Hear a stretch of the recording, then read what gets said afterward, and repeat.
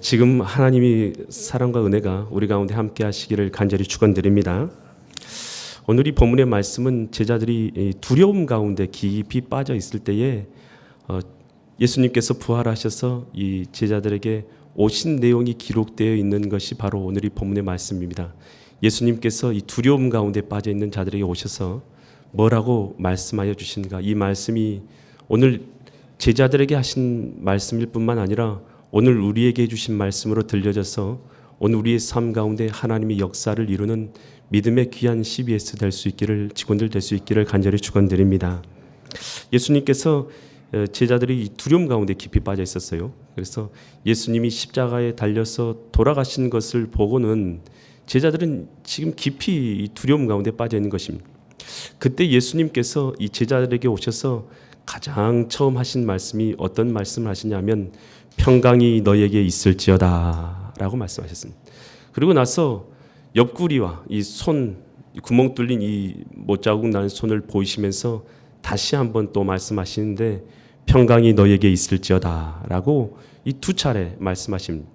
이 다음 본문에서도 예수님께서는 의심 많은 도마에게 예수님의 부활하신 것을 그 손가락에 내 손가락 넣어보고 예수님의 창자국에 내 손 넣어보기 전엔 믿지 아니한다는 그 도마에게도 나타나서 가장 처음 하신 말씀이 평강이 너에게 있을지어다 라고 말씀하셨습니다. 이 시간 우리 주님께서 이 자리에 오늘 우리 마음 가운데 찾아오셔서 뭐라고 말씀해 주시기 원하시냐 하는 것입니다. 평강이 너에게 있을지어다 라고 말씀해 주실 것이다 하는 것입니다. 근데 우리가 이 평강이라는 것, 여기서 말하고 있는 이 평강이라는 것은 오늘 우리가 심리적 안정감이나 뭐 환경이나 처지에 좋아지는 것으로 인해서 얻게 되는 이런 평강을 의미하는 것이 아닙니다. 오늘 우리 크리스찬 또 오늘 우리 성도들, 우리 믿음의 사람들이 누리는 평강은 지극히 높으신 하나님이 우리와 함께 하심으로 말미암아서 누리는 평강, 이것이 우리 신자가 누리는 평강인 걸 믿으시기 바랍니다. 그러니 못자국 난 손을 보이시고 옆구리를 보이신 것은 바로 죽음의 권세를 이기신 그분이, 내가 참으로 하나님 것을 증명해 주신 그 예수님께서 그 능력으로 우리와 함께 하심을 보여주신 것이다 하는 것입니다. 그 예수님께서, 그 부활의 주님께서 우리와 함께 하실 때에 우리의 환경, 처지, 여건, 오늘 이런 모든 것을 넘어서서 주님 주시는 평강을 누릴 수 있게 되는 걸 믿으시기 바랍니다. 사람들은 생각할 때 환경 때문에 내가 평강을 누리지 못하고 내가 어떤 일 때문에 평강을 누리지 못한다고 생각하는데요. 사실은 우리가 크리스찬이 평강을 누리지 못하는 이유의 내면에는 사실 영적인 이유가 아주 큽니다. 영적으로 하나님과 마땅히 함께 해야 될 사람들이 하나님과 함께하는 삶을 살고 있지 않기 때문에 그 마음 가운데 평강이 사라진 채 살아가고 있다는 것입니다. 오늘 우리 주님께서 이 땅에 오신 것은 임마누엘, 아들 낳으리니 임마누엘이라 하리라 하셨으니 이는 하나님께서 우리와 함께 하심이니라. 바로 임마누엘 대신 우리 하나님께서 우리와 함께 하시기 위해서 이 땅에 오셨다는 것입니다. 그래서 믿음의 사람들은 하나님과 함께함으로 누리는 평강을 누리는 자들이었다는 것입니다. 다윗은 쫓기는 신세, 그리고 전투에서 사울에게 쫓기는 신세, 그리고 잠잘 곳이 없는 그런 동굴에서 잠을 자고 그런 인생을 살아갈 때라도 시편 23편에서 사망의 음침한 골짜기를 다닐지라도 해를 두려워하지 않는 것은 주께서 나와 함께 하심이라. 여러분, 이 다윗이 환경과 처지가 좋아서 그가 평강을 누린 것이 아니라 하나님이 함께 하시기 때문에 그가 평강을 누린 것임을 깨달을 수 있기를 바랍니다. 어떤 경우에서도 요셉이 형제들에게 팔려가고 또 그리고 종으로 이 보디발의 가정에 들어가기도 하고, 그리고 또 요셉이 이 누명을 써가지고 죄인의 신분으로 종이 되기도 하고, 어떠한 형편에 있든 어떠한 처지에 있든지 요셉이 낭망하지 않고 그 가운데서 형통할 수 있었던 것은 하나님이 그와 함께 하심이라. 보디발이 요셉과 하나님이 함께 하신 것을 보았더라 라고 말하고 있지 않습니까? 전옥에 있는 모든 사람들이 요셉과 함께 하신 것을 보았더라. 오늘 어떠한 형편에서도 우리가 믿음으로 승리할 수 있고 평강을 누릴 수 있는 것은 하나님께서 우리와 함께 하시기 때문이다 하는 것입니다. 다니엘이 사자굴에 던져진 그런 환경 가운데서도 그가 담대하고 평강을 누릴 수 있는 것은 하나님께서 그와 함께 하셨기 때문이다 하는 것입니다. 오늘 우리 믿음의 사람들이 CBS는 이단과의 싸움도 있고 또 그리고 많은 여러 가지 어려운 일들을 늘 마주하게 되지 않겠습니까? 또 우리가 가고 만나는 사람들이 늘 만만한 사람들을 만나는 것은 아닐 거라고 생각됩니다. 그럴 때에 이 마음 가운데 평강을 잃어버리게 되면 오늘 우리가 주님의 뜻을 이룰 수가 없습니다. 그랬을 때 우리가 어떻게 평강을 유지하는 것입니까? 심리적 안정을 어떻게 유지하는 것입니까? 여러분, 우리가 세상적인 방법으로 유지하는 것이 아니라 하나님께서 우리와 함께 하심으로 말미암아서 그 은혜를 누릴 때만이 오늘 우리가 참다운 하나님의 사람이 될 수 있을 뿐만 아니라 하나님이 원하시는 일들을 우리를 통해서 이루게 될 걸 믿으시기 바랍니다. 두려워하지 말라. 내가 너와 함께 하심이라. 놀라지 말라. 나는 내 하나님이 됨이라. 내가 너를 굳세게 하리라. 참으로 너를 도와주리라. 참으로 의로운 오른손 너를 붙들리라. 주님께서 우리에게 약속해 주신 걸 믿으시기 바랍니다.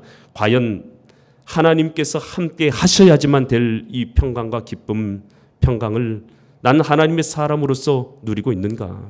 아니면 오늘 하나님이 함께 하시는 삶을 완전히 잃어버린 채 내 힘과 내 능력으로 지금 살아가고 있는 자인가? 오늘 우리의 삶을 하나님 앞에서 돌아보고 하나님 주신 평강이 우리 가운데 있기를 간절히 축원드립니다.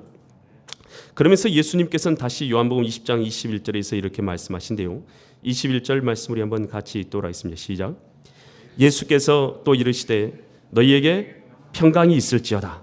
아버지께서 나를 보내신 것 같이 나도 너희를 보내노라. 예수님께서 두 번째로 하신 말씀이 이것입니다.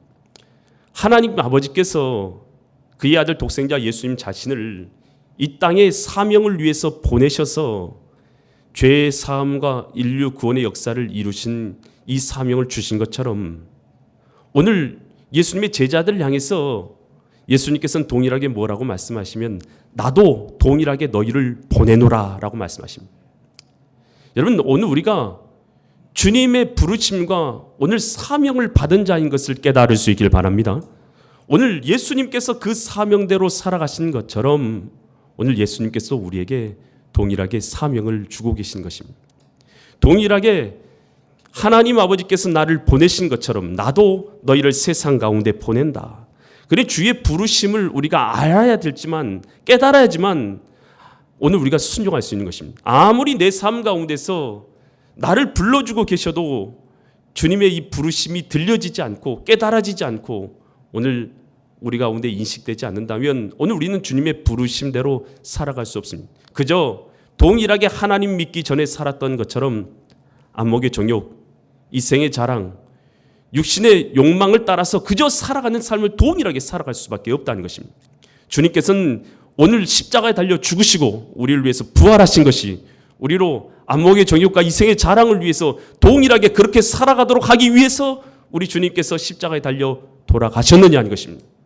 오늘 우리 주님께서 십자가에 달려 돌아가신 것은 오늘 우리로 그러한 삶에서 벗어나서 하나님께서 이 땅에 이루시기 원하는 영혼 구원의 사명과 오늘 죄의 삶과 구원의 그 길 가운데 하나님 나라를 이루는 사명을 이루도록 하기 위해서 우리 주님께서 십자가 지신 것을 깨달을 수 있기를 간절히 축원드립니다. 그래서 오늘 우리가 살아갈 때 주의 부르심이 우리 삶 가운데 들려와야 되는 것입니다. 믿음의 사람들은 주의 부르심을 듣고 순종해서 살아간 사람이 바로 믿음의 사람들입니다. 모세 80세 일개 촌부로서 광야에서 양떼를 치고 있을 때 떨기나무 가운데 하나님께서 나타나서 모세야 모세야 나를 불러주지 않으셨습니까? 그때 모세가 주의 부르심을 받고 나와서 주의 사명을 감당함으로 애굽에서 이스라엘 백성을 건져내는 믿음의 사람 되었습니다. 주의 부르심에 순종할 때만이 모세가 40대 혈기왕성하고 잘났을 때 하나님께서 그를 부르신 것이 아니라 80세에 별로 힘도 없고 능력도 없어 보일 그때 하나님께서는 모세를 부르셔서 그 부르심에 순종한 모세를 통해서 쓰셨다는 것입니다. 하나님께서 우리를 부르신 것이 우리가 잘났기 때문에 하나님께서 우리를 부르신 것은 아닙니다. 하나님께서 잘난 사람 부르려고 하신다면 세상에 잘난 사람들이 얼마나 많습니까? 예뻐서 멋져서 불렀다면 세상에 멋진 사람들이 또 얼마나 많습니까? 하나님께서는 잘나고 멋진 사람을 통해서 일하시는 것이 아니라 하나님의 부르심 앞에 순종하는 사람을 통해서 일하시는 것을 믿을 수 있기를 바랍니다. 주님의 부르심에 순종하는 사람, 하나님께서는 그 사람을 통해서 일하십니다. 예수님의 12 제자들, 그들이 잘나서 주님 앞에 쓰임받는 것은 결코 아닙니다. 베드로, 안드레, 야고보, 요한 어부였습니다. 어부, 세상에서 가장 천대받는 사람들. 마태, 세리였습니다. 이 세리와 창기는 당시에 이 동일한 죄인으로 여겨졌던 사람들입니다. 잘나서 마태 부른 거 아닙니다. 열심당원 시몬, 시몬이 잘나서 그를 부르신 것 또한 아니다라는 것입니다. 오직 그 부르심에 순종해서 나를 따르라 라는 그 말씀에 순종하여 따라간 자들을 통해서 하나님께서는 12 제자를 삼으시고 하나님의 나라를 이루는 위대한 사도로 삼으셔서 하나님 나라를 이 땅 가운데 이루어 가신 것을 믿을 수 있기를 바랍니다. 야곱이 하나님의 부르심에 순종할 때 그 이름 이스라엘로 변화되어져서 하나님의 백성들의 조상이 되고 하나님의 부르심을 받은 아브라함, 주의 부르심에 순종할 때에 그는 믿음의 조상이 되고 오늘 성경의 믿음의 모든 사람들은 잘나서 뛰어나서 능력 있어서 쓰임받는 것이 아니라 하나님의 부르심 앞에 그 말씀에 순종함으로 오늘 주님의 말씀에 순종하는 사람을 통해서 하나님께서 사람들을 세우고 하나님의 나라를 이루게 하셨다는 것입니다. 하나님께서 부르셨음에도 불구하고 순종하지 않으면 하나님이 쓰시지 않습니다. 이 한 부자가 예수 옆에 와서 어떻게 하면 영생을 얻을 수 있습니까? 라고 말씀하자 너가 성경에 나와 있는 계명들을 다 지켰냐? 아니, 주님께서 다 주님 앞에 다 지켰습니다 말합니다. 그때 그러면 내 재산을 다 갖다가 가난한 사람들에게 나눠주고 너는 나를 따르라 말씀하십니다.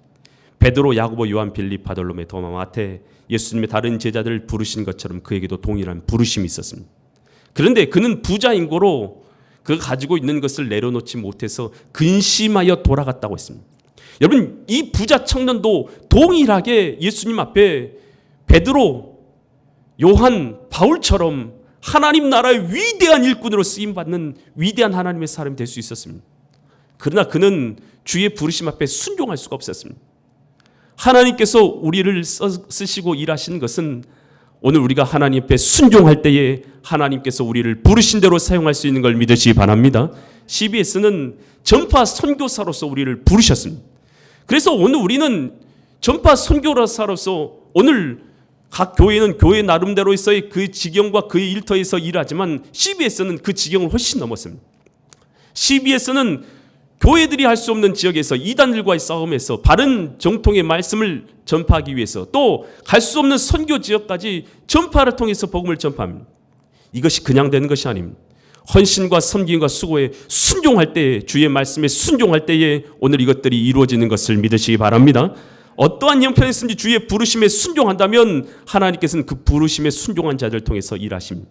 CBS가 어떤 영향력을 갖고 있던 오늘 그 영향력이 주님 앞에 순종할 때에 주님의 뜻을 이루는 기관으로 CBS가 우뚝 서게 될 것을 믿을 수 있기를 바랍니다. 주님께서는 이 말씀을 하시고 요한복음 20장 22절처럼 말씀하신대요. 22절 말씀을 같이 읽습니다. 시작. 이 말씀을 하시고 그들을 향하여 숨을 내쉬며 이르시되 성령을 받으라 라고 말씀하십니다.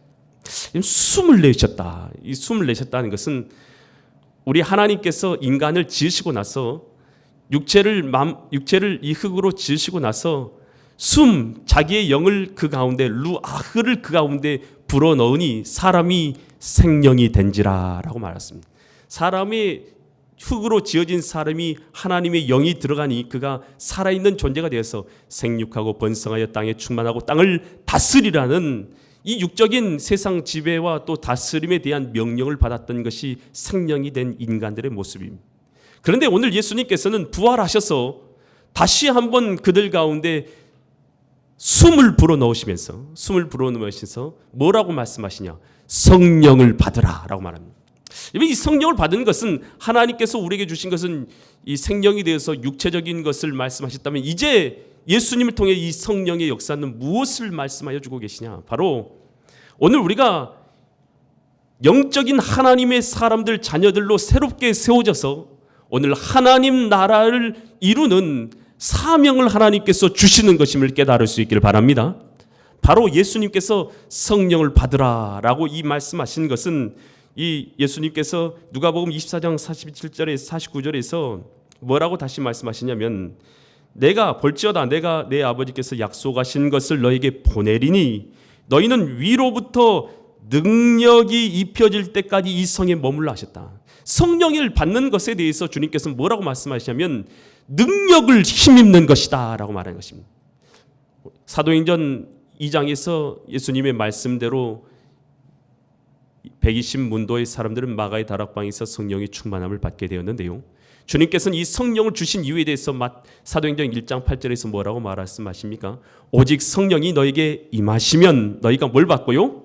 권능, 힘을 받고 예루살렘과 온 유다와 사마리아 땅끝까지 이르러 내 증인되리라.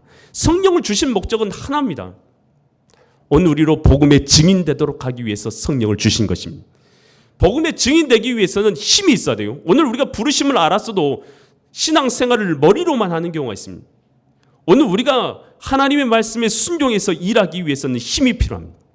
주의 말씀대로 살아갈 힘이 필요합니다. 주의 뜻을 이룰 수 있는 힘이 필요합니다. 오늘 그 힘은 우리 능력, 우리의 힘을 의지해서 살아가는 자들이 아닙니다.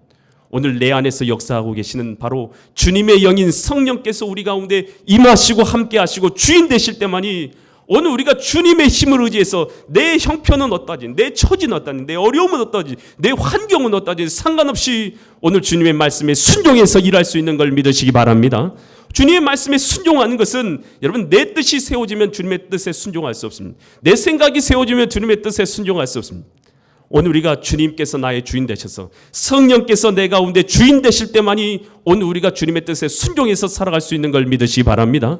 성령, 오늘 우리 각 사람들은 다 영을 가지고 있어요. 영을 가지고 있는데 이것을 영, 우리로 스피릿이라고 하죠. 스피릿. 각 사람은 다 영을 갖고 있습니다.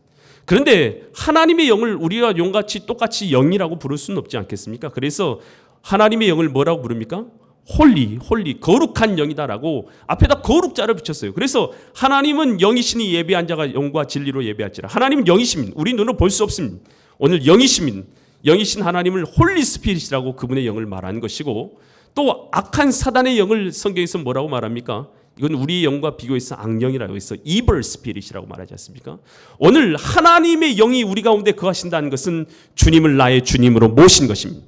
성령께서 내 가운데 거하신다는 것은 주님이 나의 주인 되신다는 것을 의미하는 것입니다. 주님이 나의 주인 되신 것, 이것은 바로 주의 힘을 힘입어서 오늘 우리가 주님의 뜻대로 복음 전파하는 사명에 순종해서 일할 수 있는 능력을 얻는 것을 의미하는 걸 깨달을 수 있길 바랍니다. 그러니 성령의 충만을 받은 믿음의 사람들의 모습을 보시기 바랍니다. 베드로와 요한이 복음을 전파하다가 사람들에게 사로잡혀서 감옥에 가고 또 그리고 두들겨 맞습니다. 다시는 예수 이름을 증거하지 말라라고 두들겨 맞았을 때 그 재판장 앞에서 그들은 맞고 나오면서 뭐라고 얘기합니까?